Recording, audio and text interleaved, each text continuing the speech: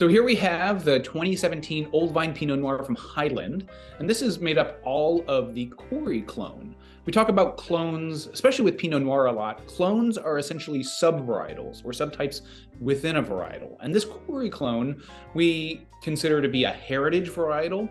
Heritage clones are clones that didn't come through the usual process of being introduced to a growing area. Usually that happens through some sort of research institution.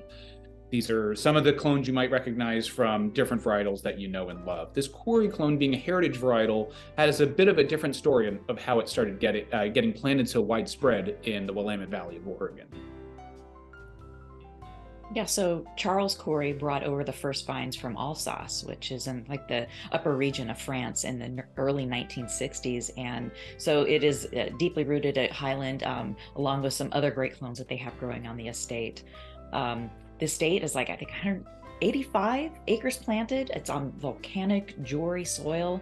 It's just on this red dirt in the Dundee Hills. It's a very acclaimed vineyard, and it really is a very unique site. And so the winemaking team at Hyland is led by the legendary Laurent Montelou, who works really closely with other talent like Anna Seri and Brian Irvine. And fun fact, in 1985, Paris had a Burgundy challenge. And so Hyland's fruit led the way in a blind tasting competition where panelists were just unable to differentiate between the Oregon and the Burgundian Pinot Noirs. So to the amazement of the wine world, Oregon wines garnered higher points than their French counterparts.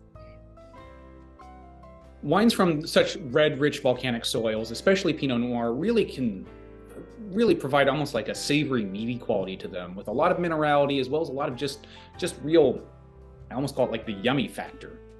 This clone too, this Coury clone being selected from Alsace, is kind of peculiar as well. As you might imagine, a lot of the clonal selections that you find all over the world, and certainly in the Willamette Valley, originate in Burgundy.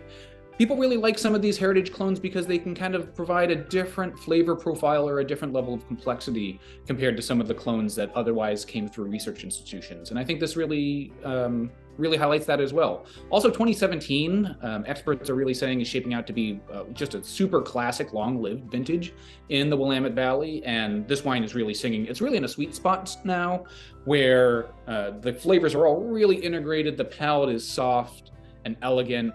And we're starting to see some of those simpler fruit flavors really start to morph into more complex fruit flavors like, pomegranate and fig. This is a really wonderful wine that shows off a lot of the kind of red fruit and black fruit characteristics that Pinot Noir can bring. And it's so smooth. I love this one. Like you said, it's in a sweet spot. You've got the red cherry flavors, you got the fruit flavors, but you also have, as you're saying, some of those savory notes. You got some mushroom and dried leaves and nutmeg, and which, I don't know, party in your mouth. It's such a good combination. I love this wine so much. I love that term forest floor that is so often applied to Pinot Noirs from the Willamette Valley. And as you said, this definitely has that kind of like dried leaf, wet moss aroma that just really adds this wonderful earthy, fresh dimension to this wine. Yeah, I love this one. So cheers to history. Cheers.